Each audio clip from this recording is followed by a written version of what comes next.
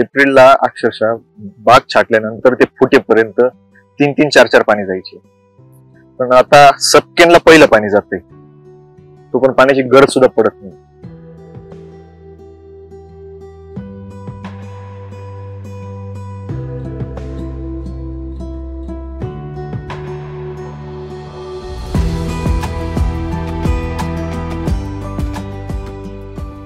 नमस्कार, मी अक्षय संजय भालेराव, तिसगाव. आपला प्लॉट आहे आजचा क्लोन 2A. हा प्लॉट आहे जवळजवळ 8 वर्षापूर्वीचा. पहिले 5 वर्ष प्लॉटला व्हेरिएशन खूप, एका कोपऱ्यात माल खूप यायचा, एका कोपऱ्यात मालच राहत नव्हता. आपण जर क्षेत्र बघितलं तर क्षेत्र असं खालच्या बाजूला उतार खूप आहे, परत कडेला उंच भाग आहे, जेणेकरून मधल्या जागी पाणी जास्त व्हायचं आणि पाण्याचं नियोजन काही बसत नव्हतं. त्याच्यामुळे माल खूप कमी जास्त यायचा. त्यामुळे आपण भेट झाल्यानंतर एकदा फायलोची टेस्टिंगसाठी एक पहिल्या प्लॉटला आपण फायलो बसवलं. फायलो बसवल्यानंतर पहिल्याच वर्षी आम्हाला इतका मोठा फरक जाणवला, माल एकसारखा आला. सगळ्यात मोठी समस्या जी होती की मधल्या बाजूला जिथं जास्त पाणी व्हायचं, ट्रॅक्टर अटकायची, ती समस्या बऱ्यापैकी बंद होऊन गेली.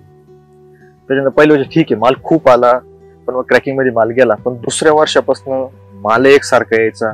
पाणी नियोजनाबद्दल जे एकसारखेपणा होता, जर 8 दिवस आपण पहिले डोबळ पाणी द्यायचो, 8 दिवसाला पाणी द्यायचं, मोकळं होऊन जायचं. प्रत्येक झाडाला तेवढं गरज आहे नाहीये ते काहीच कळत नव्हतं. पण फायलो बसल्यानंतर अंदाज 100% अंदाज कळायला लागला की आपल्या प्लॉटला पाण्याची गरज आहे.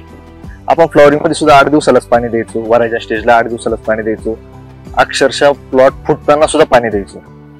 फायलो बसवल्यापासून छाटल्यानंतर महिनाभर तर पाण्याची गरजच पडत नाही. पहिले महिनाभर पाणी गरज पडत नाही. फेलला आल्यानंतर कुठेतरी खालच्या लेवल त्याच्या सारख्याला सुरुवात होती. मग जाणवलं की आपण जो पहिलं पाणी होतं ते खूप वाया जायचं.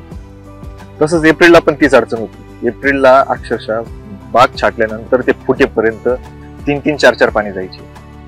पण आता सप्टेंबरला पहिलं पाणी जाते, तो पण पाण्याची गरज सुद्धा पडत नाही. एवढा मोठा फरक हा फायलोमुळे जाणवला आम्हाला तरी. त्याच्यामुळे आता इथून पुढे ठरवलं आम्ही प्रत्येक प्लॉटला फायलो बसवतोय आणि बसवले, काही ठिकाणी बसवले पण. आणि खूप सुंदर असे आम्हाला अनुभव आलेले फायलोचे.